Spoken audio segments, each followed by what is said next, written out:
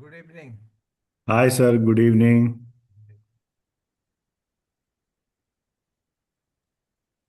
Good evening, sir. Hi, Namaste, sir. good evening. Good evening, everybody. Good Oh, evening, sir. Dada. Hello, Dada. Hi. Kashyap, how are you? I'm good, sir. Great to see you, sir. Great. Tufan Dada, everything is okay? Okay. Good. Vishal bhai? बढ़िया sir. All fine. All good, sir. First All class. good. Thank Good. you. Great.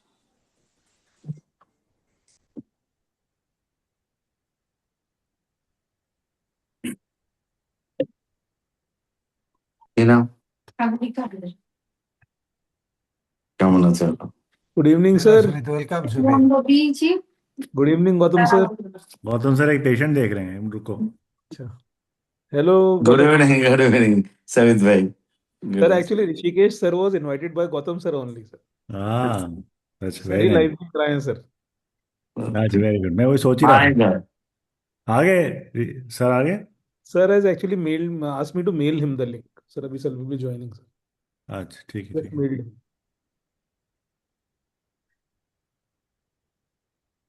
तो ऐसे लग रहा है थोड़ा सा निष्का ने भी ज्वाइन नहीं किया. ज्वाइन पा.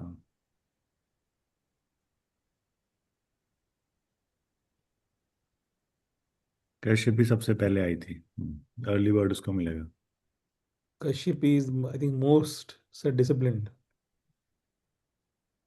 Thank you, sir. Thank you. Thank you. आपने मुझे invite किया.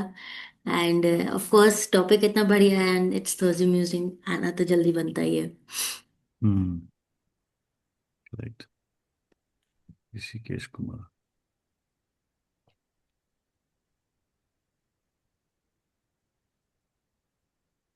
निष्का आ गई. तो आज हम दोनों को संभालना है, शोभित भाई और हमें.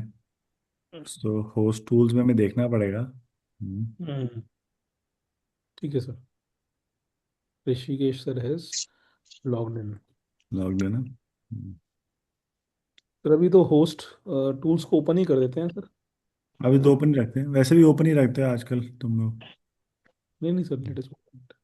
वेटिंग रूम तो. Good sir evening, Dr. Rishikesh Kumar. Sir, good evening. Good evening. Good evening, sir. How are you? Nice Shobit, to see you. Hello sir. Rishikesh sir. good good evening. Evening sir. This is Vishal from Delhi sir. Good Hi, evening. Vishal. How are you? Fine Good sir. evening, Dr. Good evening, C.K. sir. Good Kumar. evening. Good. Sir, I remember, sir, I attended one of your online lectures, which was very, very well, sir. So presented. Always. It is not that day. Always, sir is Yes, superb. sir. Sir, on tremor, sir presented and learned a lot, sir. Uh, thank you for that. Thank you. Good Oh, evening. good Welcome, evening, good everybody. Welcome, evening, welcome. good evening, good evening, good evening, bhai, good evening. Welcome, Oh, Amrit, Alim Hello, bhai, Namaste, sir. hello, Namaste. sir, Niska. Dada. Good evening, all of you. Good evening, sir. Rishikesh, Good evening, Rishikesh sir. sir, good evening, Niska, good evening, Sir, good evening. Kashyapi. Namaste, sir.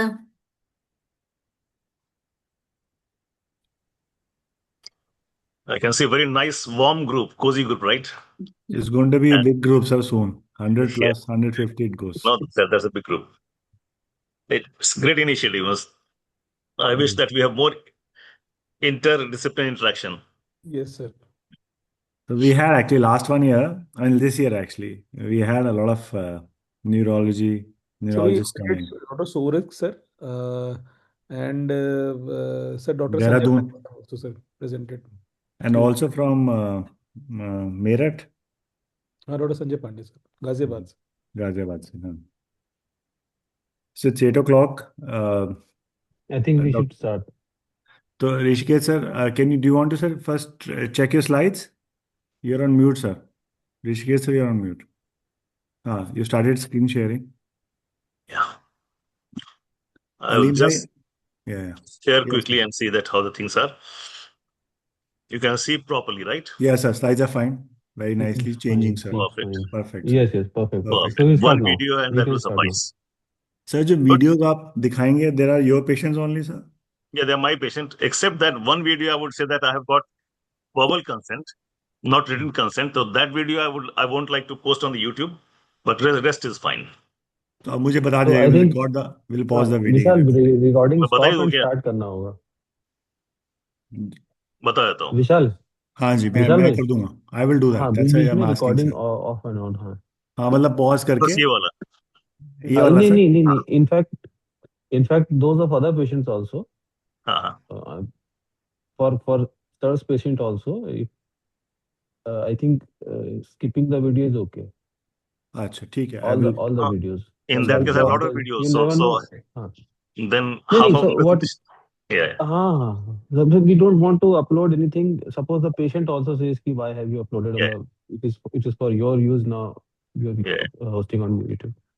So Yeah. all the videos, Vishal, you have to stop recording and then start recording. मतलब pause ना, pause Pause, right? pause Yeah. and restart. Pause and restart that. So you have to be on alert mode then, ठीक है. because I will be somewhere else today. So we can No, start no now, I problem. think. Yeah, I think we should Yeah, start now. I'm good with that. Let me share the. I think I'll.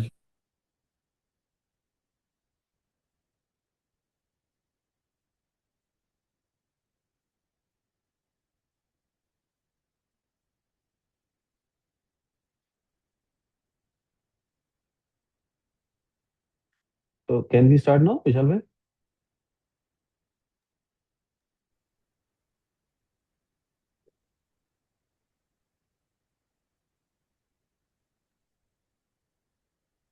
Hello, Vishal, can we start?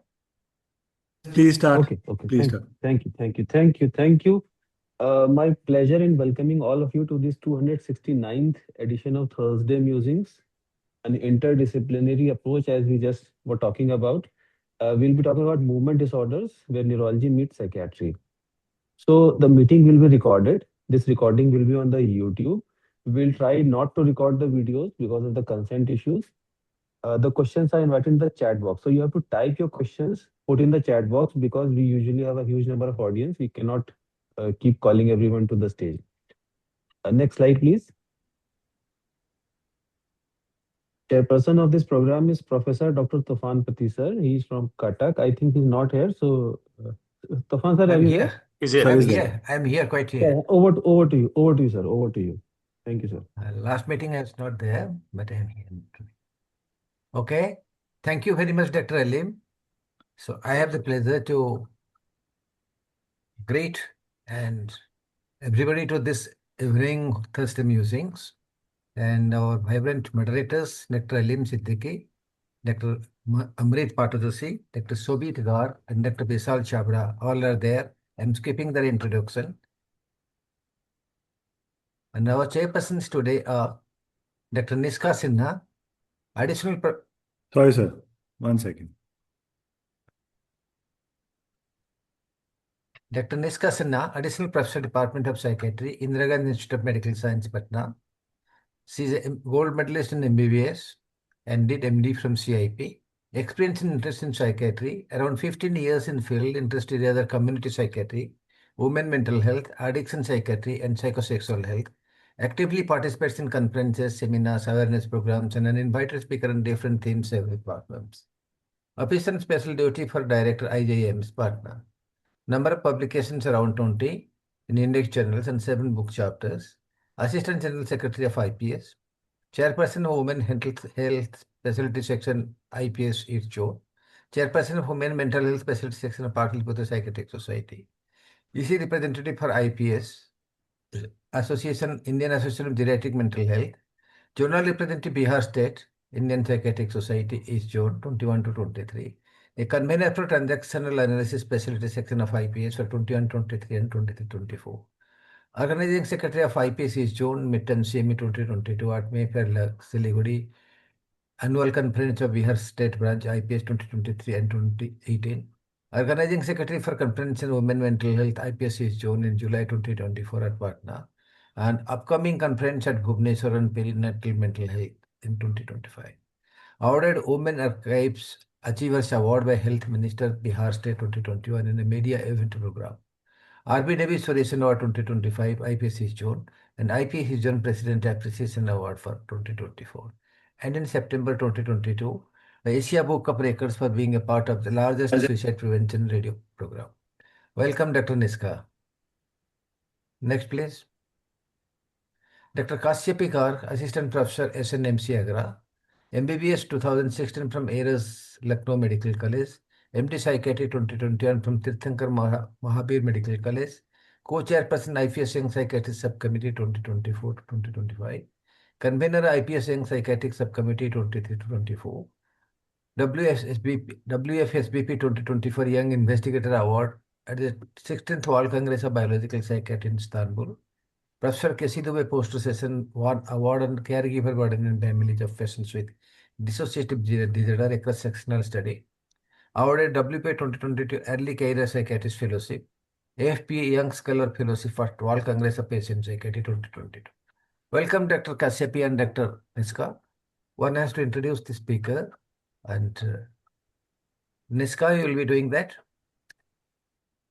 And both of you introduce the topic. With this, I hand over the meeting to the chairpersons. Please carry over. Niska, please unmute yourself. You're on mute. Yeah. Thank you so much, Tufan sir. And it's a great privilege that we have Dr. Hrikesh Kumar sir, and who could better talk on this topic, because as we see, he is postdoctoral fellow in movement disorders from London and vice chairman, head of neurology, director of research and program, director of movement disorders, Institute of Neurosciences, Kolkata. He has also been bestowed Distinguished Physician Award from Government of Bengal, India, member of MDS AOS Executive Committee, Chair-elect Education Committee, International Movement Disorders Society, Professor of Practice, Newcastle University, UK, fellow, founding member and former Secretary, Movement Disorders Society of India, and to his credit, sir has 200 articles in various international and national journals. Research interests are Parkinson's disease, inflammation and neurodegeneration, gait disorders, and human and motor control. So I think who could be better than Dr. Hrikesh Kumar sir? We have him with us. And then it has always been a difficult one, movement disorder, when it comes to we all physicians, neurologists or psychiatrists. So interdisciplinary approach by the musings team, I think we must appreciate. And now I will my co-chairperson, Dr. Kashyapi Garg, to contribute a little about the topic we have for today. Thank you, ma'am. And first of all, I'd like to thank the committee for the Thursday musing, Dr. Tufan Pati sir and Dr. Alim Siddiqui sir, Dr. Shah Sabra sir, Dr. Shobit Garg sir, and Dr. Amrit Pati Joshi sir for giving me the opportunity to be the chairperson of such an important topic. And delighted to hear sir on the following topic of movement disorders. As we all come across at least 2 or 3 cases daily where we see patients coming with Parkinson's and other bradykinesia and different movement disorders, it is very important we have this interdisciplinary discussion on how to approach the neurobiological approach and with the treatment, and go ahead with together and help the students further in the psychiatry approach to know the movement disorders. Over to you, sir. Thank you, Dr. Niska, Dr. Kashyapi, Dr. Pati. Thank you very much. And of course, thank you to Shobit, Dr. Vishal, and of course, our own Dr. Gautam sir for having me here. And it's amazing to talk to all of you. And I hope that we have a wonderful time. Let me share the slides and then let's start. All right, hold on. So you can see the slides, right? Yes, sir. Okay, perfect. So I have taken this word musings very seriously. So I won't give a talk. I will muse. Muse means I will reflect upon it. So it's more of a viewpoint rather than a review article or talk. So and I'll ask your contribution in due course of time. So movement disorder, I feel that this is clear sangam between neurology and psychiatry. There's no doubt about that. I hardly see any patient who doesn't have any psychiatric illness. I see about 40 patients of Parkinson's every day and a lot of other patients, and everybody has some form of psychiatric illness. I feel that this is the right place where we call as sangam. Sangam is there. Can you imagine that when I see a patient every day, number of patients having psychiatric manifestation, almost everybody, or at least 80 to 90% have psychiatric manifestation.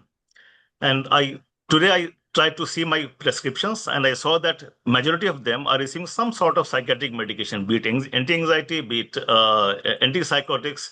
So it's there. Both are together. When you see from your angle, as Kashyapi just told, that the frequent encounter of abnormal movements, it can be Parkinsonism, it can be stereotypy, it can be dyskinesia. So in your clinic, I'm very sure that every day you see a lot of movement disorder patients. So why this dichotomy happened? What has happened that right now I don't know much of psychiatry, and you will have difficulty knowing movement disorders. So this dichotomy has happened, which was not supposed to be. History was not supposed to have a dichotomy between movement disorders and neurology and psychiatry. There was a guy once upon a time. He was the maestro, the Jean-Marie Charcot, and we call as father of neurology. Only recently we celebrated Movement Disorders Day on his birthday. I know he was a well-known neurologist. He was actually most dominant neurologist of the century. And when he used to teach, whole world used to go to his clinic. This is a clinic of his clinic Salpêtre, which is in Paris. And when you see there, rather than teaching neurology, he was teaching psychiatry. This patient has hysterical reaction, and very famous patient hysterical reaction. And he recorded a lot of patients with hysterical reaction and with various movement conditions. And when you see his people coming to learn from him, Gilles Touré, Paranoid, Bonville, Babinski, you name the person at that time, and everybody was there as a student to learn from him. Right? You can see, imagine the dominance he had. And Sigmund Freud, he also from Vienna, he went there to learn from. He was a neuropathologist, by the way, and he went to learn neuropathology. But once he went there, he was influenced by Charcot, and he became psychiatry, and he became neuropsychiatry, you can say.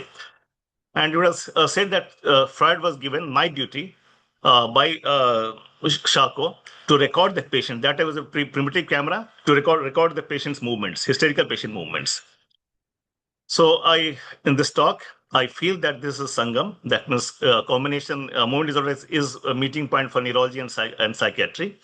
And I will allude upon few points to prove my point. Those few topics will be historical perspective. Partly I just discussed patient stories, some conditions like Huntington disease, 1 or 2 slides of chemistry, 1 or 2 slides of imaging and physiology. So on this basis, I'll move forward to prove my point that this is really, we all should know psychiatry and vice versa. So when you talk of abdominal movement in psychiatric clinic, we see this quite often, right? We see dystonia, we see various dystonia, we see dyskinesias.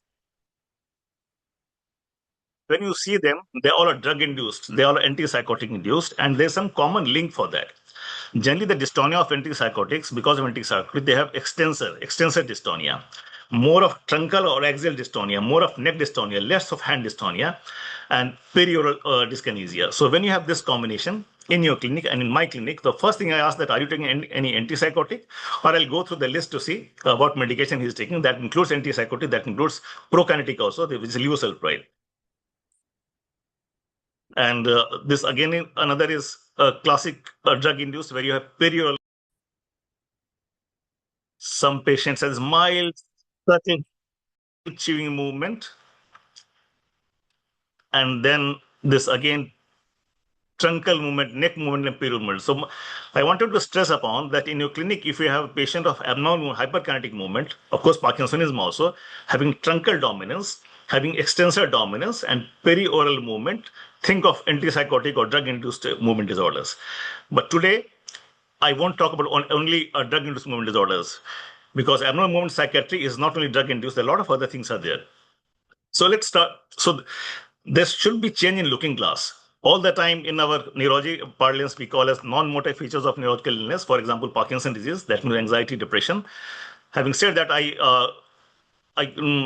request upon to think of non-psychiatric features of psychiatric illness, which is movement features of psychiatric illness, and think like from that angle, not only drug-induced. Now, what the problem is that think of pure drug-naive psychiatric conditions is difficult to get nowadays. Even the GP, MBBS, they start medication, they start antipsychotic, and when the patient comes to you, they already have some medications. So we have to go to pre-antipsychotic era. And who best will be to see the antipsychotic era? So Emil Kraepelin, he was supposed to gave about the schizophrenia, dementia precox he named. When you see his books also, apart from psychiatric illness, a lot of conditions where they looked into movement disorders. You can see that patient has flexibly in one of the page of his book. And this again is a footage of 1938 video for historical footage of schizophrenia or dementia precox at that time. And I'll show small rushes of those videos where they had stereotypy, tics, Parkinsonism, catatonia, dyskinesia without antipsychotic. At that time, there was no before antipsychotic. So from the same clip, you can see patient has this dyskinesia, perioral, stereotypy, hand movement, ringing movement, repetitive. Stereotypy is the word we use when the patient has hyperkinetic movement, which is repetitive, complex repetition is known as stereotypy. So this patient has stereotypy. I'm talking about schizophrenia. This patient has waxy flexibility. You move up, catatonia, you move up, and patient in the same phase. This patient has eucopraxia. She is repeating the same movement. These all are historical videos, pre-antipsychotic video. So you can see that what we call as pure psychiatric illness, which is schizophrenia, dementia precox, has a lot of abnormal movements at that time and even now also. One recent paper came from Chennai and from India. One was Scottish, first author was Scottish, that dyskinesia and Parkinsonism in never medicated ill patient, 18 months follow-up. And what they found, hold on, that spontaneous dyskinesia and, Parkinsonism are very common. In schizophrenia, I'm talking about 25 to 40%. Dyskinesia and Parkinson are an integral part of schizophrenic illness. Dyskinesia and Parkinson in people with schizophrenia are not necessarily drug-related. It can be integral part. Presence of dyskinesia and Parkinsonism fluctuates over time, independent of change of mental status. Spontaneous dyskinesia was indistinguishable to tardive dyskinesia. And same group, they looked into structures and they found that enlarged left lentiform nucleus in dyskinesia group and cortical atrophy non-dyskinesia group. So some structure underpinning was there. So you can see that in schizophrenia, we keep on talking about drug-induced, but even the drug-naive schizophrenia patient, they have abnormal movements, and that's why I would say that both are together in many patients. Not only schizophrenia, look into other conditions. Depression, psychomotor retardation, impassive face, Parkinsonism-like feature, global slowness, reduced finger tap speed, without medication also, it's very common. In OCD, we all know tics are very common in OCD. In autism is supposed to be a pure child psychiatric issue, but when you see many of the autism patients, about 10 to 15%, they have toe walking and they have some gait problem. So this is a typical developing children. It's much more than typically developing children. So toe walking children and autism spectrum, generally this is little more advanced. They worsen more. Prognosis is not that great. This is a persistent primitive reflex, toe walking on autism I'm talking about. Toe walking appears to be associated with an unfavorable development trajectory and characterized by more profound cognitive impairment, language deficit, and autism severity. And some of the autism patients or some of the developmental patients, you see that first finger and second finger of the toe, first and other toe, there's some gap. And that again, there's one theory is that in the process of disease, we lost some of the evolution what we got, because this was supposed to be a simian or our forefathers' toes. So then I showed that many of the psychiatric illness, many of the pure psychiatric illness has movement disorders, and many times we miss that. Now I'll come to some patient stories, and this is our group at INK, psychiatric group, psychiatric cyclists. They're amazing group, and we have a lot of patients common. So this patient, female of 600 case. This is another case from literature. You can see that facio-brachydystonic seizure, sudden this movement, right? In her case, it was subtle, only left side, but this can be facio-brachydystonic seizure. And if you diagnose early, patient can be treated very well. If you delay, then it can be irreversible or it can only partially reversible. So that lady got treatment by IVIG. You can see that she's almost normal, right? She's normal right now. So this patient entered the hospital in psychiatric office, but psychiatrist was good enough to see some abnormality and sent to us, and we could see that facio-brachydystonic seizure, and this is NTL given, early diagnosis, early treatment, wonderful response. Young patient having generalized movement. Again, this patient was supposed to have anxiety because of exams coming up. This generalized movement. then started a one seizure. So that was red flag and these movements. So whenever you see combination of psychiatric illness, encephalopathy, movement disorders, seizures, autoimmune should be thought of. And this patient was anti-NMDA positive. NMDA is not seen only in young kid. It can be seen in elderly kid or elderly people also. And this patient has similar illness. You can see that psychiatric disorder for last 1 year time. And then for last 3 months developed these abnormal movements. Again, anti-NMDA. And to press upon that is important anti-NMDA. When you see the graph closely, there may be viral prodrome or may not be, but early on, the patient's psychiatric symptoms, hallucinations, mania, agitation, change in speech, everything is psychiatric. So patient can easily go to psychiatric clinic, and if patient is given antipsychotic sent home, delayed, then it will be very difficult. So subtle movement, subtle perioral movement, subtle body movement, encephalopathy, even one seizure, that's very important red flag. It's important to treat early, all autoimmune, I would say. Coming to autoimmune again, young patient with anxiety, young patient with some psychosis with these movements in India, apart from anti-NMDA, what we talked about, Sydenham chorea should be thought of because again treatable condition, and response can be wonderful. Again, this patient will go to psychiatric OPD first before coming to movement disorder because movement disorders comes pretty late. This is post-treatment. You can see the difference. All right. Now, this patient, this patient again, acute psychosis. He sat to watch TV in the night, and morning he was in bad psychosis, sitting there, catatonic, very strange behavior. But when he came to hospital, we could find that not only psychiatric problem, he had symmetrical Parkinsonism, brisk tendon reflex, profound hypophonia, and it was very difficult to diagnose what the patient had. MRI was normal, CSF was normal. We were waiting for antibodies, but see this video and you will see that what happens.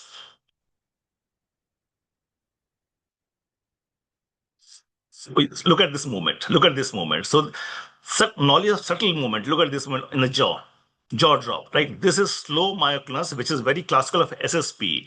So, I want to point out that SSP is a great masquerader, and it can mimic anything. And in this case, the SSP patient presented with acute psychosis, along with the slow myoclonus. EEG was abnormal, and CSF measles antibody was positive.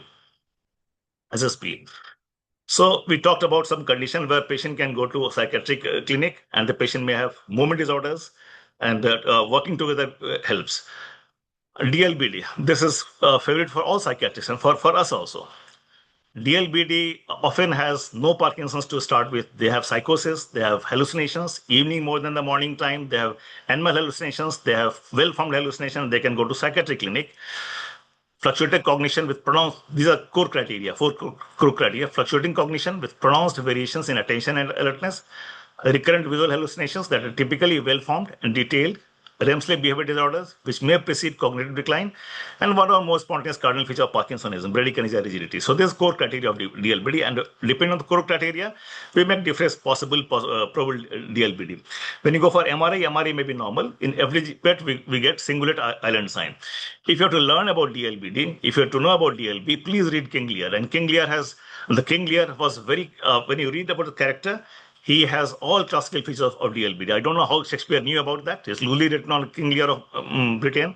The protagonist was slow, shuffling, he has written in the language, had erratic temper and fits of rage, fluctuating cognition. Judgment was really, really poor because he could not judge who was enemy, hallucinations, and poor judgment. I showed 2 or 3 rushes of King Lear, 2 or 3 small video snippets of King Lear, and understand. Executive function was deranged in that patient and in that character, I would say. Poor planning judgment, rash decisions, gullible to sycophancy, rigid thoughts, episodes of outburst, impulsivity, mood swings. This all was in that character. And this was very, if you saw King Lear, the first scene was King Lear wanted her daughter, 3 daughters, to praise him. And as per the praise, he wanted to divide the kingdom. And just for fun, I'll share few.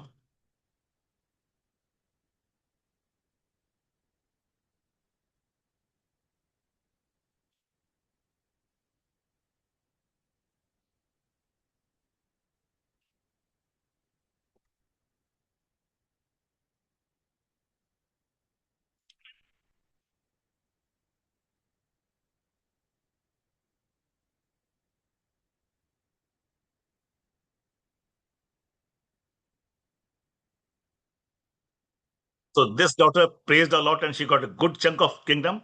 Third daughter, Cordelia, she could not praise.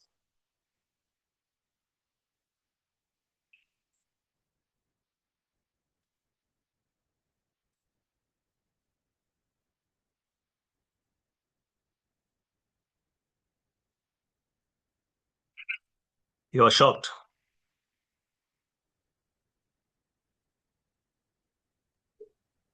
The audio is So, not there. Yeah, oh, sorry. that's a Sorry. probably. Yeah. Okay, fine. So what I wanted to say that the third daughter, she could not pray and she was put in the kingdom. This shows the judgment error of King Lear. Audio is not there. Hold on. Can you do something for that? I don't know. Audio is there? No. No, sir. So All sometimes right. this happens, sir. This is an issue sometimes with. All right. Fine. So this was showing that King Lear had animal hallucinations. He had disinhibition, and which all is in DLBD. He was in that play. He removed his cloth in between somewhere. All right. So this we wanted to tell you that even in literature you'll find some of the character where movement disorders and psychiatry gets mixed up. This again is a good audio, but it's audio not that. That's fine. Shakespeare was one who in popular culture stressed upon that the fancy means love is bred in the brain and not in the heart, and is a wonderful line of that. But we'll move on. At the same time, he was cognizant that he's getting mad. So he was telling, let me not be mad, oh Lord, let me not be mad. So that is a DLBD for you. Moving on, this is a patient who has chorea. Chorea, we all know that chorea is flowing movement from one part to other body part. For students, tremor is rhythmic, dystonia is posturing, and chorea is flowing movement, and myoclonus is jerky movement. So this patient chorea is one abnormal movement who likes psychiatry, because not almost, many patients of chorea has psychiatric illness to start with, and many times psychiatric illness precedes chorea in such patients. So this patient had psychiatric illness, he had bad depression, later anxiety, and then these movements started. Family was positive. Any idea? This Huntington disease, right? So if you think of chorea is the most beautiful of all movement disorders. This we call as Nawab Jan of movement disorder. Nawab Jan was a court dancer of Mirza Ghalib. Why? Because let's see the name itself. Name itself brings beauty. Chorea was a tremor dystonia. Tremor dystonia looks very harsh. Chorea is very, and it came from the word dance. Chorea, she is nervous, she is subtle. I'm talking about movement. Think of movement as a person. She is nervous, she's subtle. Why I'm saying so? Because for many chorea, you will miss. You have to look into it. It doesn't shout at you. Tremor shouts at you. Dystonia shouts at you. But chorea, you have to look into it. The patient is chorea, because you may very easily miss the patient is nervous, fidgety, and you can miss chorea. So we have to ask the patient to count backward or outstretch hand to see chorea many a times. Chorea is shy. When you ask to look at it, when you look at it, she pretends that she was doing something else. And the word is semi-purposive movement, right? The hand went up and went to adjust her dress. So that's chorea for you. That it pretends that it is not really an abnormal movement, it's doing something. She's unpredictable. You just cannot guess where the movement is coming from next. Tremor is very predictable. It will happen in the same axis. Dystonia, one part of body. But chorea, from this part to that part, we call it fleeting movement. That's chorea for you. She may be hiding the shoes. You have to look at the feet. And this again is a patient of chorea.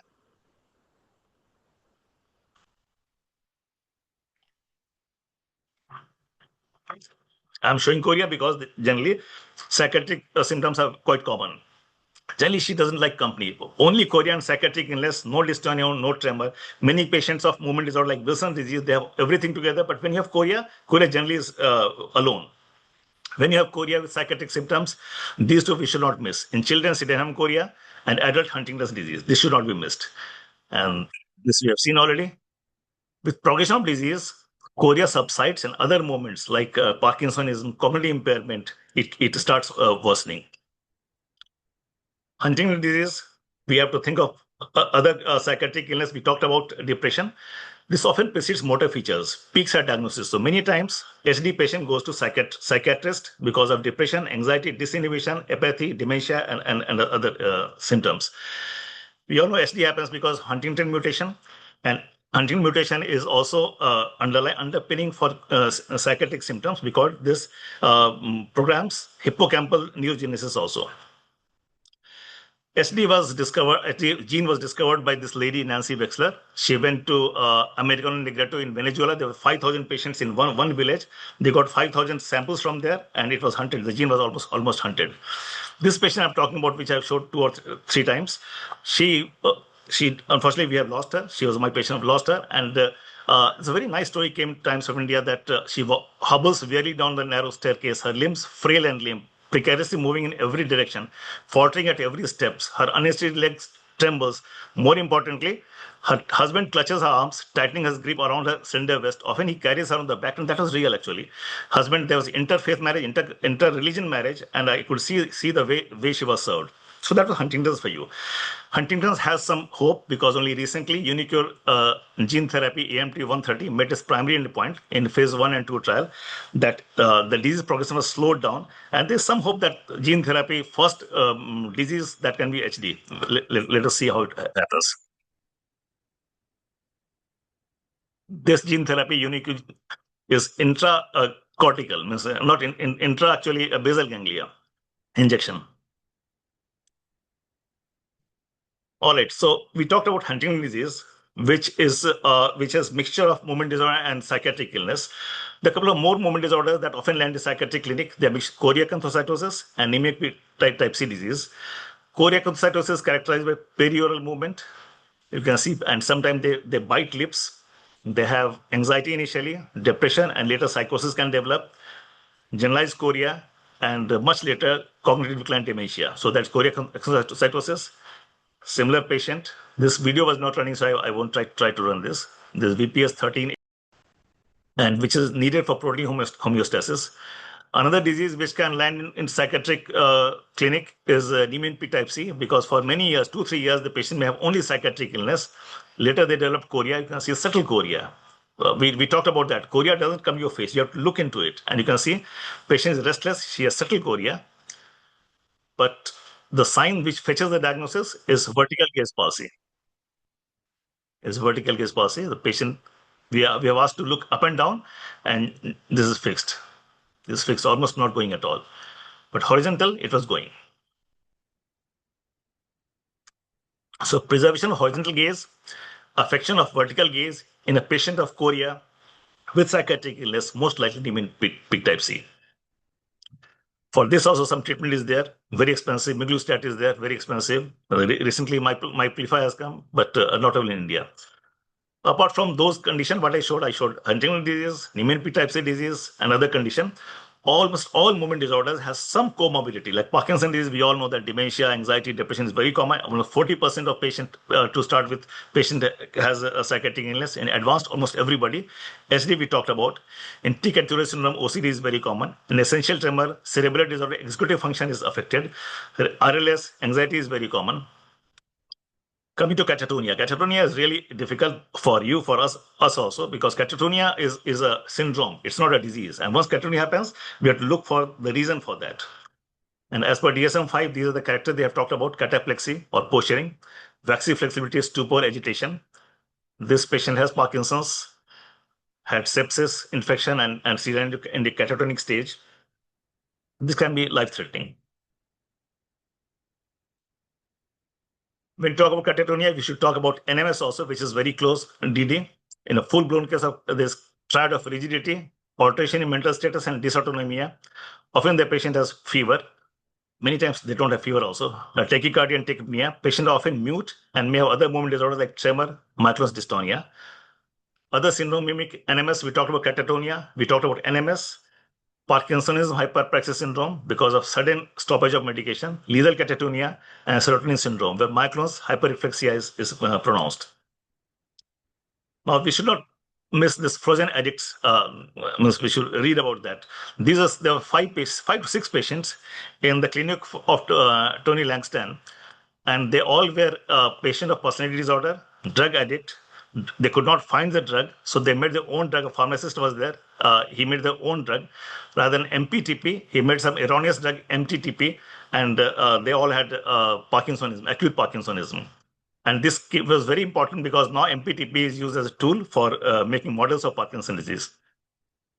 So there are cases. Now, chemistry between psychiatric movement disorder. When you see of all psychiatric illness and all movement disorders, something is there. Dopamine, norad, serotonin, acetylcholine. We all play with these four. And in various conditions, there is down-regulation or up-regulation. So these are number of papers that came into literature, and you can see that green is dopamine. Earlier, it didn't deserve any importance, but after 1965 or so, it got a lot of importance, and a lot of papers came on dopamine. The credit goes to this person, Arvid Carlson, who reversed reserpine effect. Reserpine, again, antipsychotic. You can see the link of antipsychotic and movement disorders. Without reserpine, we would not have levodopa right now. So reserpine was injected in the rabbit, and you can see rabbit was flail. He was not moving at all. And when moved, he was staying in the same place. It was reversed by dopa. And there's almost 100% reversal. Earlier, it was thought that dopa converts into norad to give this benefit, but when he sliced the rabbit brain, there's no norad repletion. It's all dopamine there.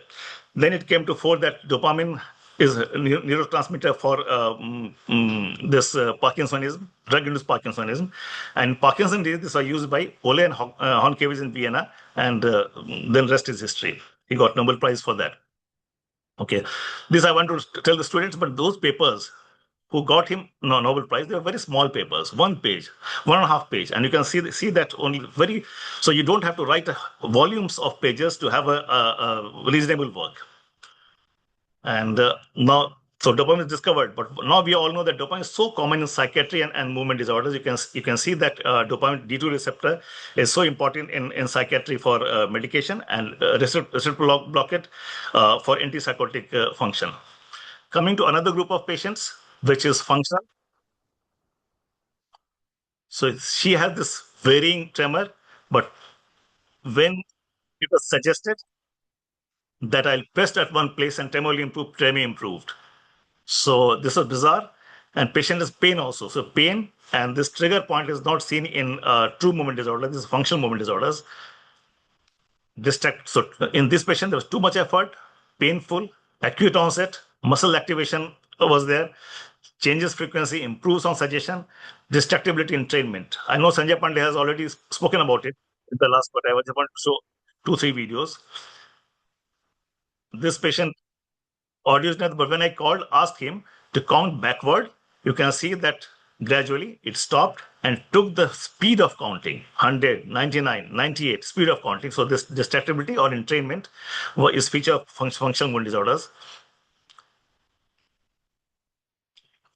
Surprisingly, this can be seen in palate also. The palate tremor, which we used to think that's organic all the time, this can be entrained, and media doesn't play. So in that case also, we can see entrainment. In hemifacial spasm, functional organic, one clue is that with the eyebrow, in case of true hemifacial spasm, eyebrow should go up. In functional, it goes down. The name is other Babinski sign. Eyebrow coming down is functional, and this is a caricature of eyebrow going up. This is a true hemifacial spasm. And the next slide, you'll see that, look at this patient. You can see the HFS on the right side. In case of functional, eyebrow should come down. In true, eyebrow goes up. That's other Babinski sign, or brow lift. This is not limited to only a face or body part. Some people, some normal people, they can move the eye in various ways, and this itself can be functional.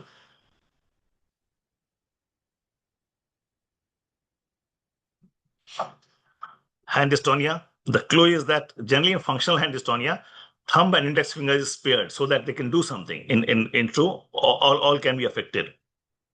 In case of functional dystonia, they are more fixed. In true dystonia, they have some mobile component. In functional, they are more fixed. It can affect any body part, including this shoulder over here. This patient has, again, audio was needed, but this patient has vocal tics. Vocal tics, gait disorder. You can see that bouncy character is very characteristic of functional gait disorder. After walking few steps, she started to bounce. And generally they fall, but they fall very safe. Functional gait disorder, they may fluctuation, excessive slowness, incompatible with neurological signs, walking on ice gate like gait. And this patient had a fall, but fall was very safe. Generally, they seek somebody to fall upon. And unfortunately, in this case, this was myself. It was safe for her, but not safe for me because I had white jacket that day. And her vermilion got on the jacket. And when I went home, I had to do a lot of explanation. Okay, in functional disease, full test, I found a very good parameter that in case of functional disease, full test, they will show that the patient is falling down, but very bizarre movement and balance seems to be better than normal. You can see that she didn't fall. So balance seems to be much better than what it has been shown.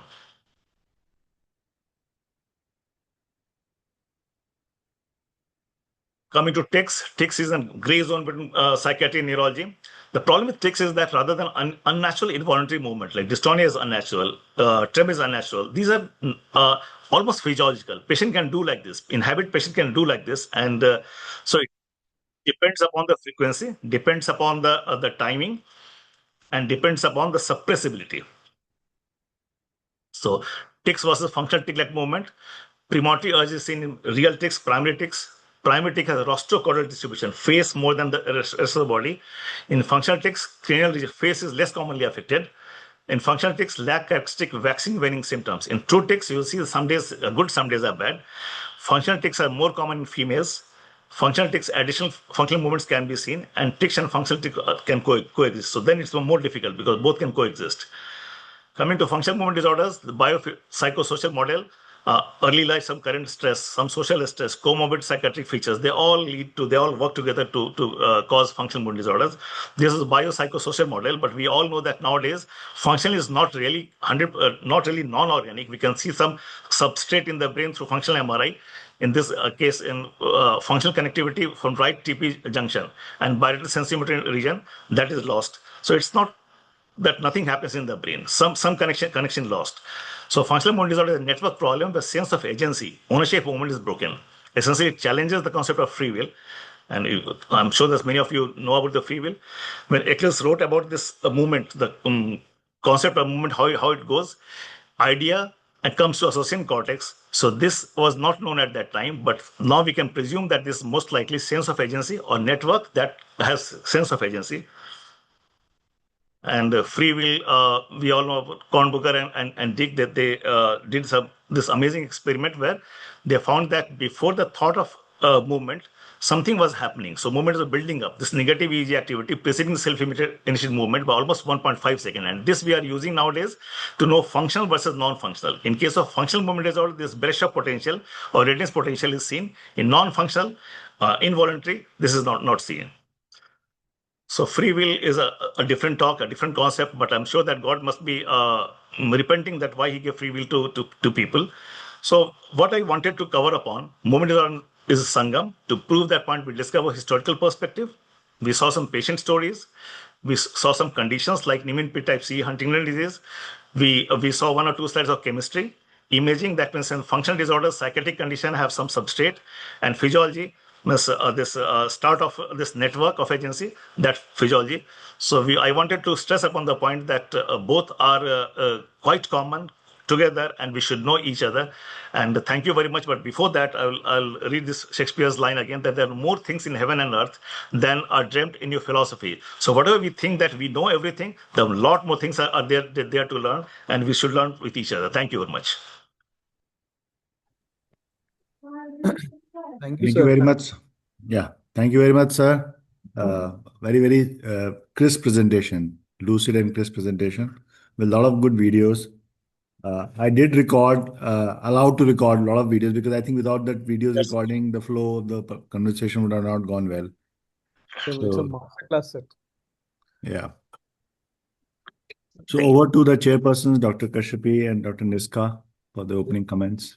First of all, very detailed information about the movement disorder and the thought process before the movement disorders.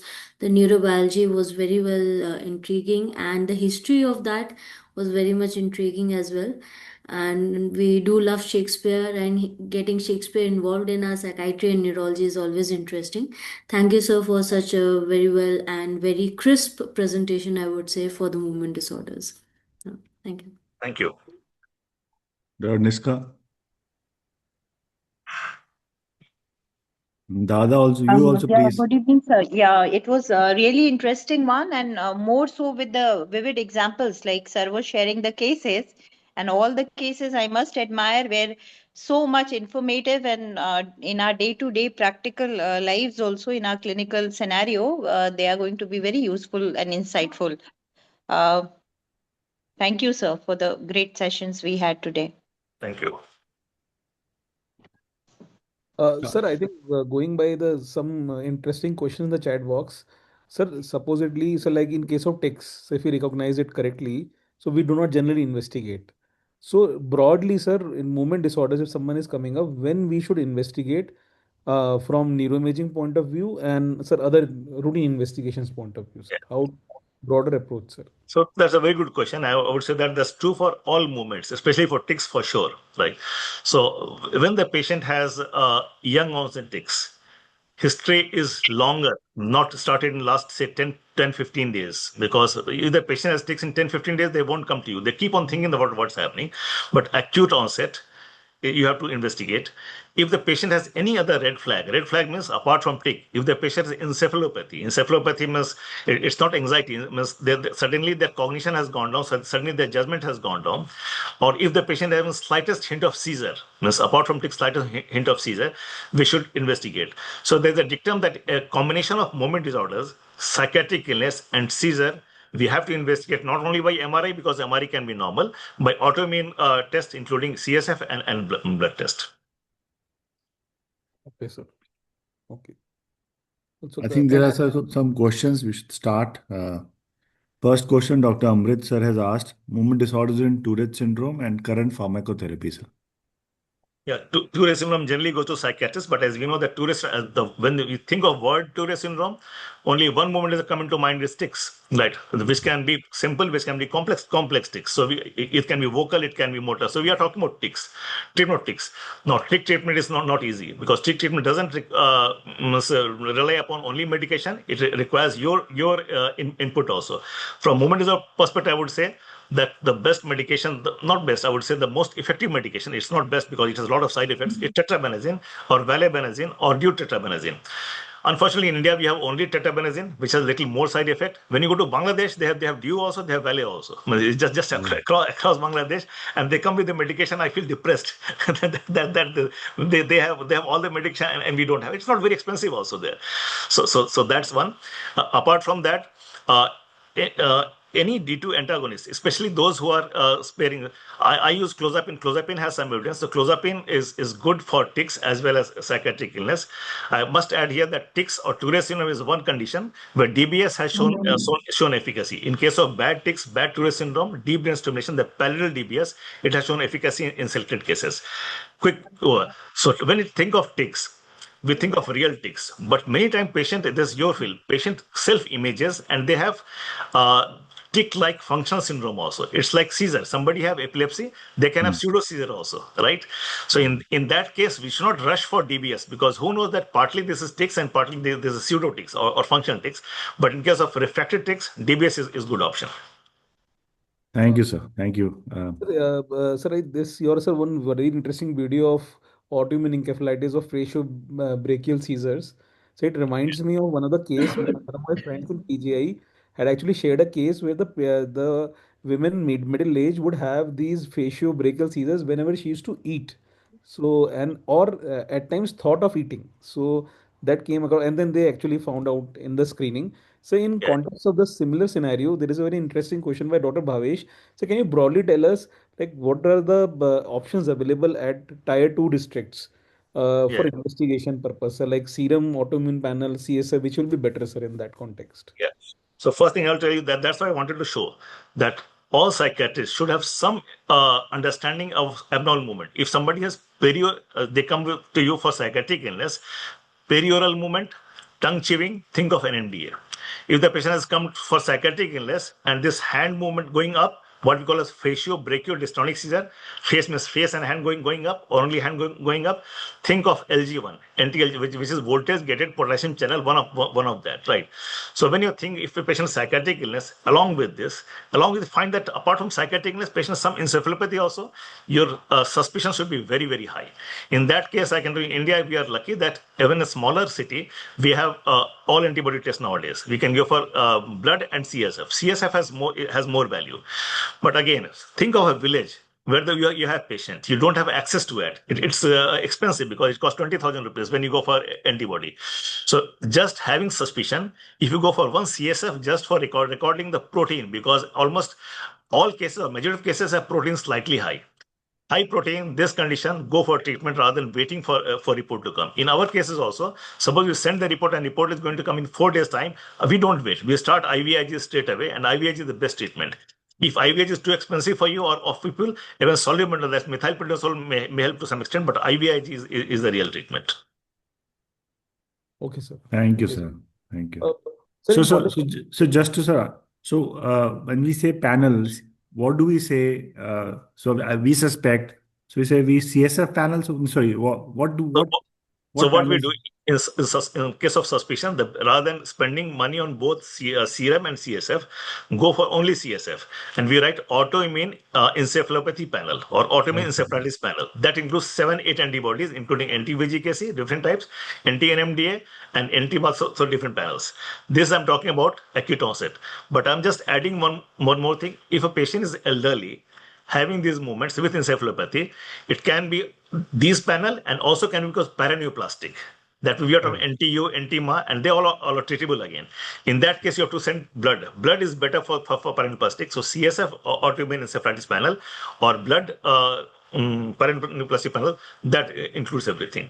If you are in a tertiary center, then go for whole body PET scan, EEG, everything. But to be simple, only CSF will suffice. Thank you very much, sir.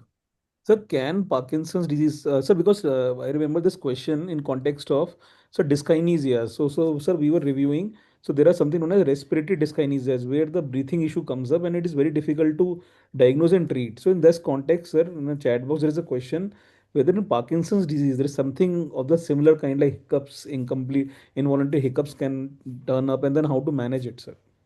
Yeah, Parkinson is when you see the combination, Parkinson, tremor, rigidity, gait problem, balance problem. So in the whole 4 core criteria, dyskinesia is not there. Dyskinesia happens because of medication. That includes any medication, dopamine agonist, that can be because of levodopa, even anticholinergic. When dyskinesia happens in Parkinson's because of medication, it generally affects distal body, even not face. Face means more of drug induced, antipsychotic induced, more of distal body, right? But dyskinesia in rare case can have respiratory dyskinesia, even diaphragmatic dyskinesia. In that case, hiccups or respiratory problem. So I have seen few patients, not few patients, that they keep on undergoing CT scan chest all the time, nebulization all the time, but this is classical dyskinesia because of medication. In that case, simple understanding that when it happens, if it happens just after medication, after medication. So if there's relation with medication intake, keep in mind that dyskinesia can be off dyskinesia and on dyskinesia. But whatever happens, if you see the fluctuation in dyskinesia as per the medication intake, then we have to think of it. If this on dyskinesia means reduce the medication, give multiple times. Off dyskinesia, then bring the medication to close so that off is less. Wonderful, sir. Sir, you showed. Okay.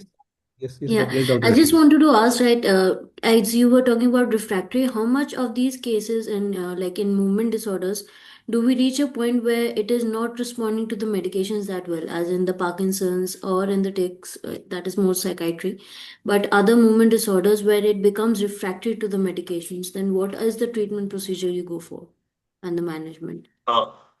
This is a good question, but very big question for me. The reason I will tell you that out of all movement disorders, only few movement disorders they respond well. Those who are Parkinson's disease, to some extent tremor, to some extent tics, but mainly Parkinson's disease, true Parkinson's disease, right? Fortunately, only 2 or 3 diseases are responsible, but they make the bulk of disease. Out of 100 patient movement disorders, 80 will be Parkinson's plus ET, essential tremor, and they are treatable. So out of, and then 20, say, and Wilson's is treatable. Think of tics. Tics is only partially treatable, generally partially treatable. Think of rare conditions like Niemann-Pick type C, hardly treatable, not treatable, right? Think of neuroconstructives, hardly treatable. There are rare conditions which is not treatable. So if your question is that Parkinson's disease, if they become refractory, what to do that? I Yes. would say that true Parkinson's disease never becomes refractory. Some response will be there with medication, but as the response starts waning off, means earlier good on off for 4 or 5 hours, fine.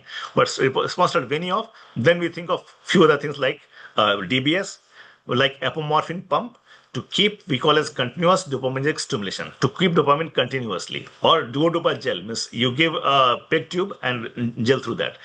Coming to rare conditions like Niemann-Pick type C or even bad tics, in that case, I can tell you that we have nothing much. But in nowadays, the fashion is that we use DBS in all the refractory cases, giving many refractory cases that giving them this clear understanding that this may or may not work. But really, we don't have much in those cases. What about RTMS being used? I hear just today only I saw a patient from Oman getting RTMS done for. Yeah.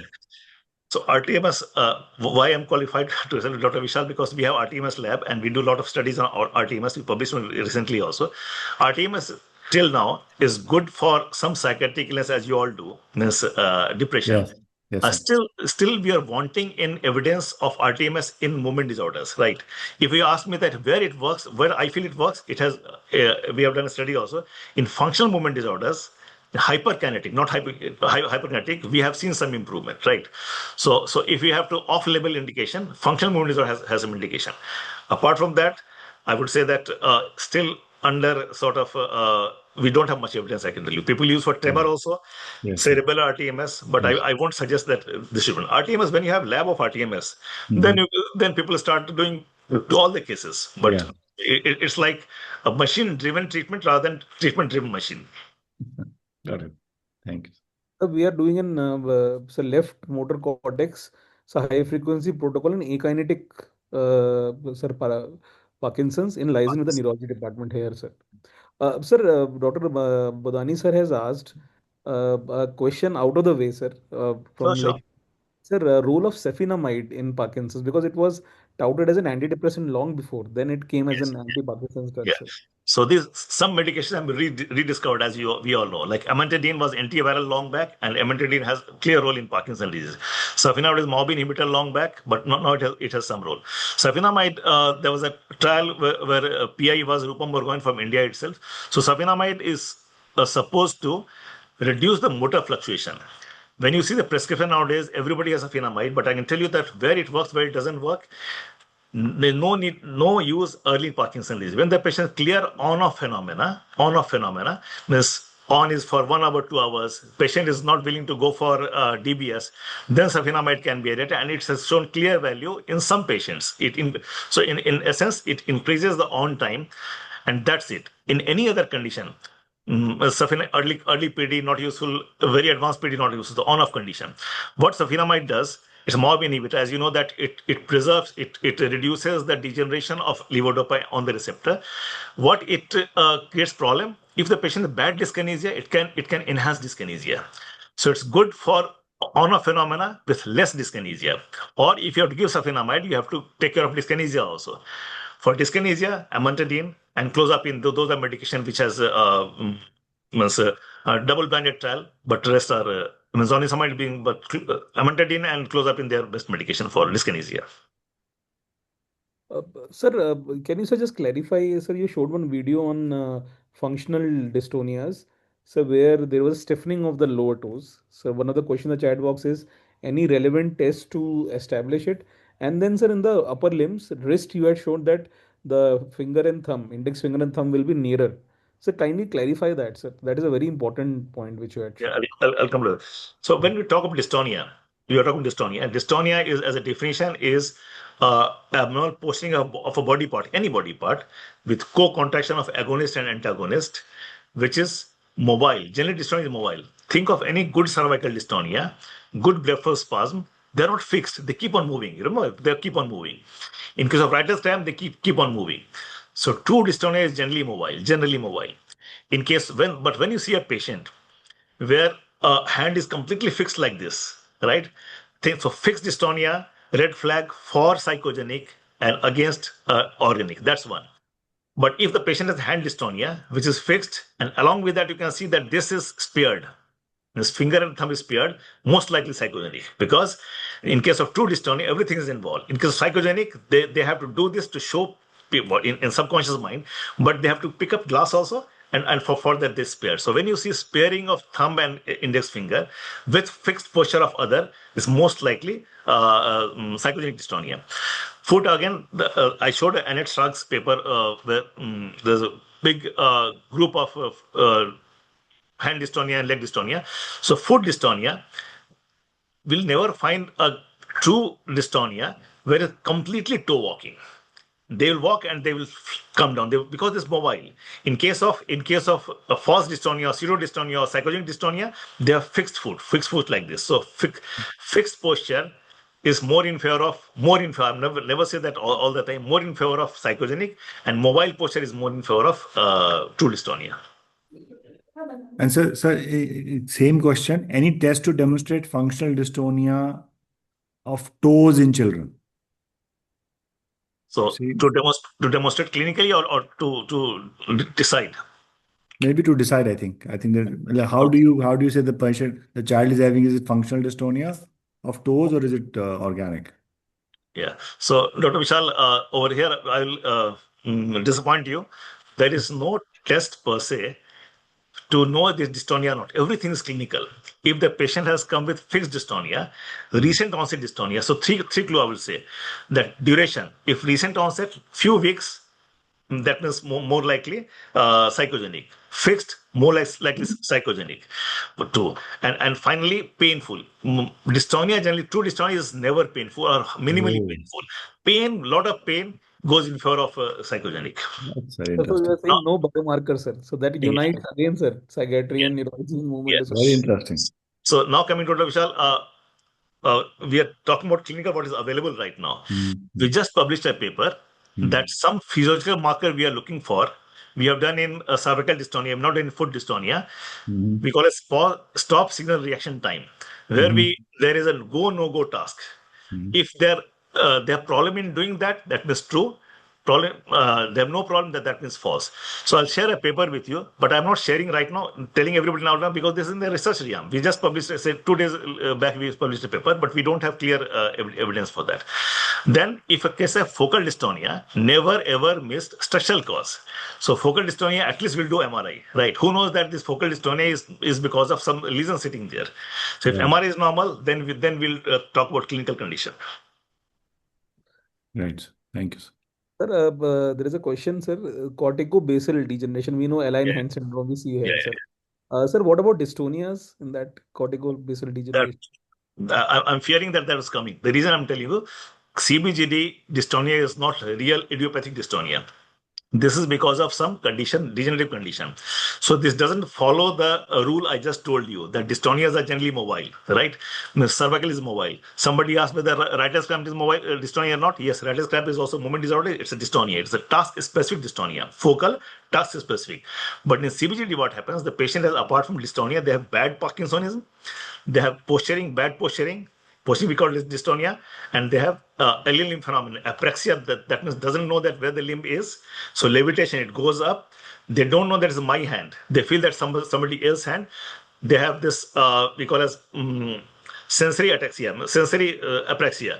So if combination of this is CBGD. CBGD dystonia is fixed dystonia. Unlike other dystonia we talked about, CBGD dystonia, it's fixed dystonia. But we won't confuse CBGD dystonia with functional, because CBGD has a lot of other things. They have Parkinsonism, they have apraxia, they have myoclonus, which functional won't have. Correct. So I'm seeing a patient of writer's cramp, and also I got a question here from Amrit sir also, Amrit Bodani sir. So is writer cramps is a movement disorder, right, sir? It is. But then you also have patients who come with psychogenic writer's cramp.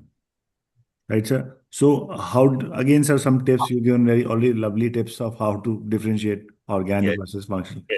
Can you help there, sir? Yeah, first of all, we talked about pain, we talked about fixed, but writer's cramp, psychogenic is less common, but still is there. I agree with that. Yeah. In case of psychogenic writer's cramp, first of all, there will be clear change in symptoms. Means maybe few hours it will be all right, and then they Yeah. have more. Which true doesn't happen. Every time they will have it, right? Second, in case of a true writer's cramp, pattern is same and same and same. When you ask them to write, suppose we divide writer's cramp into flexor type, extensor type, right? So if they write, they do flex and same posture all the time. In case of false writer's cramp, the posture can change. In fact, when you go deeper into it, writer's cramp, say somebody has writer's cramp and only FDS, there's a muscle known as flexor superficies, only this is curved, right? Every time they have same curving. Like musician dystonia also, when they play guitar, their third finger many times they go up, right? Because of the musician dystonia. Every time third finger will go up. It's not that sometimes third, sometimes first. So if there's lack of consistency in symptom, if there's lack of persistence of symptom, this is more of false writer's cramp versus true writer's cramp. Thank And you, one more thing, very important, sir. mirroring. So if you spend some time with the writer's cramp, suppose the patient has right side writer's cramp, we ask them to write with the left hand and ask the hand to keep the arm to keep like this and leave it loose. In case of writer's cramp, what happened that this mirroring, suppose I have flexor, it goes slowly like this, slowly like this. This won't happen in false. So mirroring is very important to see. And that's very important to inject Botox also. Writer's cramp, the best treatment is Botox, I can tell you. We keep on giving medication, doesn't work. Works in 10%. We give Botox injection in those muscles which are overactive, right? When you ask the patient to write with the right hand, you cannot, because everything is covered, right? You cannot find that which muscle is overactive. So we ask to do left hand, and when you see the mirroring. Mirroring is a real measure that which muscle is overactive. And then we give injection in that muscle, patient improves. Mirroring is there in the writer's writers. cramp. In Two true writers. writer's cramp. Two writers. Right, sir. Thank you, sir. Finger tapping test, Dr. Anil has asked. What's the question? The question is only it's a finger tap. I think maybe he's asking what is finger tapping test. So I understand what it is. So finger tapping, when you think of Parkinson's disease, I would say that teach finger tapping to everybody in the society, means all the teachers in society, and they will detect Parkinson's early on. Because Parkinson's disease, when you are depressed or when your senior has scolded you, you will look slow, right? That doesn't mean that you have Parkinson's disease. For true Parkinson's disease, you have to see bradykinesia, and bradykinesia means finger tap, right? For students, classical finger tap is 2 finger and 1 thumb. Thumb should click the distal IP joint here. Okay. Right? It should be wide. Ask them to do wide and faster, as wide as fast as possible, right? So this is finger tap. Dr. Vishal, you're doing very narrow. Keep it wide, right? Yeah, that's it.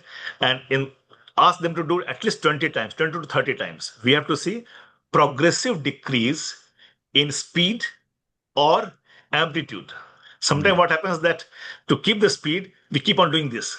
This is also not good. There's a progressive decrease. Only then you see the patient has bradykinesia. Only then you see the patient has Parkinson's. Got it. Thank you.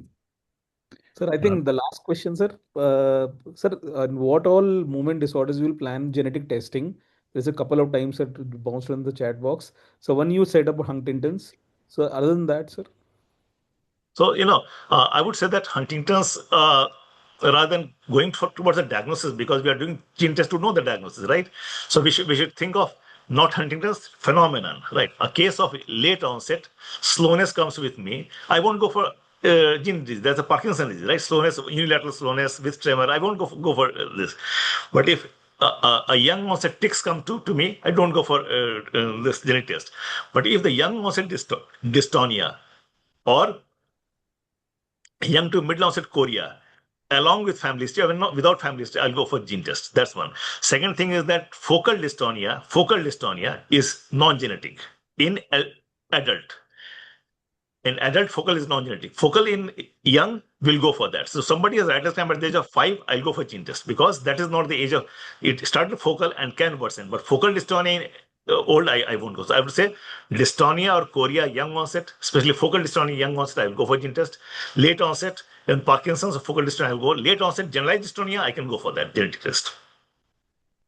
So there are patients who have familial tremors, you know. Yeah, yeah, yeah. So should we go for there's a point. So, So two questions there. One, should we do any genetic testing for that? One. And second, because usually the drug of choice which I've learned from neurologists is propranolol. Should we start early in those youngsters who have also come because they also have anxiety? yeah. So first thing, tremor, we have to see rest tremor or action tremor. You're Yes. talking about action tremor. Rest tremor is very rare, seen in only Parkinson disease. Generally, action tremor, right? So only tremor, monosymptomatic. Even family history is positive, there's no need to go for that. Only action tremor or postural tremor, either is essential tremor, which can be familial, or anxiety, thyrotoxicosis, fever, whatever it is, right? So we don't have to go for genetics. The reason is that even in essential tremor, there's so many genes involved that gene test is generally negative, right? So monosymptomatic, we've gone for it. But if we see the patient has tremor with family history, along with ataxia, along with dystonia, then you have to go for that. Because in our world, the Agarwal population, there are a lot of people come with tremor and they have mild ataxia, family history positive. They have SCA12. For that, gene test can be done to know the diagnosis, to know the prognosis. Coming to treatment, tremor should never be treated with the Vim's start beta blocker because tremor is so common, right? So we ask the patient that how much this is affecting your life. It's not affecting, don't worry, this is essential tremor or the anxiety tremor. If you live with that, live with it. But suppose the tremor is affecting life. Suppose somebody is presenting all the time and shaking, an actor or lawyer, then they need treatment. Or tremor is moderate to severe, which is embarrassment, then they need treatment. In that case, we need treatment. So for treatment, two medications. One is a beta blocker, one is primidone. Both are equally effective. Both can be used as a monotherapy. Later, we combine that. Beta blocker is good. I would start beta blocker first. Having said that, in case of diabetes or in case of chest disorder, we try to avoid that because beta blocker suppresses your hypoglycemic symptoms. Suppose you have hypoglycemia, you suppress that. Suppose you have chest disorder, it can cause a breathing problem. In that case, I can start with primidone. Primidone is a good drug, but very painstaking drug. You cannot start straight up. You have to go small dose, keep on increasing slowly. So that's the difference. Thank you, sir. Thank you, sir. Sir, Sir, I think there's one. Should we take one few more questions that come? I have Yeah, one Dr. Kashyap, as well. please. Yes, Dr. So Kashyap. we have been discussing Parkinson's and everything. What is your take on Parkinson plus syndrome? So for students, Parkinson's plus syndrome means Parkinson's look alike. But apart from true Parkinson's symptoms, they have other symptoms like early fall, early dementia, which Parkinson's fall can happen quite late. Dementia happen quite late, or eye movement problem. So it's in PSP. There are various types. One is PSP, one is CBGD, one is DLBD, one is vascular Parkinsonism. All these conditions are Parkinsonism. All these conditions are very difficult to treat, very, very difficult to treat. So I would say treatment is negligible. It's not there. But I use levodopa in all the cases because at least partial improvement for few years can be seen in MSA and some case of PSP. So levodopa should be used in blanket in all the cases, right? Unlike Parkinson's disease, dyskinesia won't happen in these conditions. So levodopa, you can go higher dose. Parkinson's, what happens? We start with smaller dose. In this case, we can go 200 milligram, 250 milligram, syndopa 275 or 4 times, 5 times a day to get some improvement. You'll get some improvement at least for a few years. Keep in mind that very small percent of patient, they have PSP phenotype.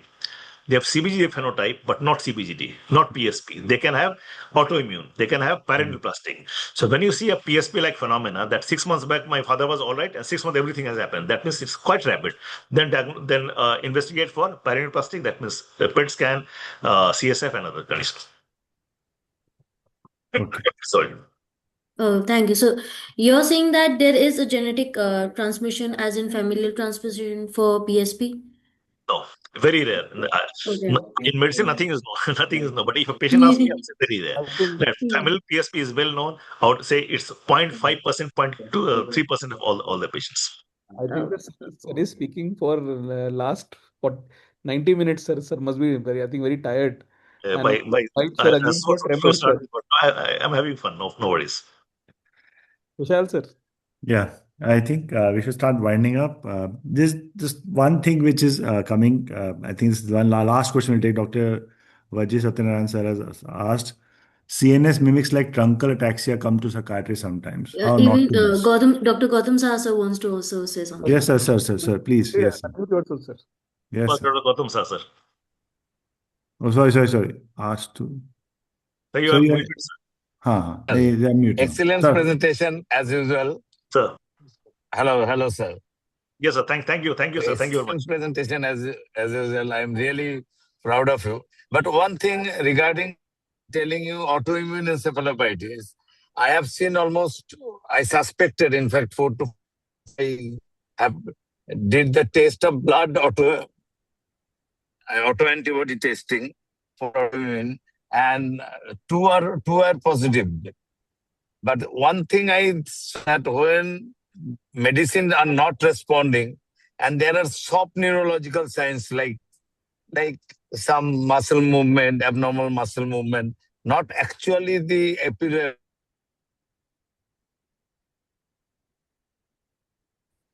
This meaning any definite diagnostic criteria for that patient. That also we should the autoimmune encephalitis sometimes because it really helps. Yeah. Number two, sir, you have rightly said regarding treatment. I want to know propranolol can combine together. How much primidone dose we can go for? Yeah. So. Hello. Yes, sir. I heard you. I heard you, sir. Somehow your sound was broken. So a question I got. The second question was easy to get. Second question was whether we can combine beta. I'm in the car. Yeah, beta block and primidone. Yes, we can combine, but always the protocol to start with monotherapy. Monotherapy, if it doesn't work, then we combine, sir. We don't combine to start with because of side effect profile. Coming to doses, sir. Doses, when you see the book for beta blocker, dose is up to 320 milligram, which is impossible to give in India. Impossible. So don't follow the Western. What is it? It's impossible to give in India. In India, up to 120 milligram is good dose. If the patient has not responded to 120 milligram, then there's no need to further increase the dose. 40 milligram twice a day or 43 times a day, that's a good dose. Or if you are using long acting, then once. Then you start adding primidone or vice versa. Primidone, there was a time when primidone used to come only 250 milligram, right? So we used to give 1/4, 1/8, something like that. Nowadays we have 25 milligram also. 25 milligram. 25, 50, everything is there. So good dose of primidone is 750 milligram, 250 milligram 3 times a day. But when you start with that dose, patient will be knocked out for many days. So we start 25 milligram once a day, twice a day. What in my practice and in my colleagues also, patient generally start to respond after 50 milligram twice a day or 100 milligram twice a day. Beyond that, that's not it. If patient is not responding, beyond that, they won't work. But going by the book, 250 milligram 3 times a day we can give. So that's your second question. That's easy to give. First question regarding autoimmune, question was broken, but still what I understand, in case of psychiatric illness, not responding to medication, proper medication, if you find small subtle motor sign, I won't think of autoimmune. The reason is that for autoimmune, there should be clear movement. Clear peripheral movement. Along with that, I will more think about EEG or epilepsy. Any seizure, that means big red flag. Or clear movement, or the patient start to having encephalopathy, because the clear difference between anxiety, depression, and encephalopathy. If the patient starts encephalopathy, then I would think of autoimmune. Okay, thank you, sir. I think sir, one of the best teaching sessions in neuropsychiatry, sir, here. And sir, jaw dropping myoclonus was the highlight, sir. Never saw this. Thank you, sir. So with this, sir, we'd like to invite the comments of the chairperson, sir. Thank you. I would like to say thank you, first of all, to the committee for giving such a nice opportunity to listen to sir. And sir has literally been continuously saying on neurology and movement disorder. We have squeezed a lot of questions out of sir. Sir has given us a lot of info regarding very detailed info regarding neurology and motor movement disorders. And thank you, sir, for enlightening us. And I would like to hand over to Dr. Nisha, ma'am. Yeah, thank you, sir. And as they say, movement is essence of life. So I think movement disorders are essence for both of us, be it neurologists, be it psychiatrists, and the body and mind are intervened. So we are often puzzled when it comes to our clinics that whether it is a neurology thing, and I think neurologists are likewise, they are puzzled whether it is our thing or whether there is some psychological factors going behind. And thank you so much, sir. It was enlightening to each one of us. Also, this, like when it comes to dystonia, these are very basic things. So, as you said, it comes to our mind that if it is organic, it should be painful, but it's ulta. It is like dystonia. It's if it is painful means some psychological element. So that was a great learning, and thank you for beautiful session, sir. Thank you. Over to I think Yes. chairperson and Thank you. this Thank you, Mr. moderator, sir. Tufan sir, over to Tufan sir. And sir, Tufan sir, Aleem is not there. Tufan sir, can you unmute, sir? Actually, you can't unmute. Can you unmute now? Huh. Huh. And quite enriching and enlightening talk by Dr. Hrishikesh Kumar. Not only, I believe everyone will agree that all of us have been enlightened and thrilled to see those clips. And thank you very much, Dr. Kumar. Thank you, sir. Thank And you much. thank you very much.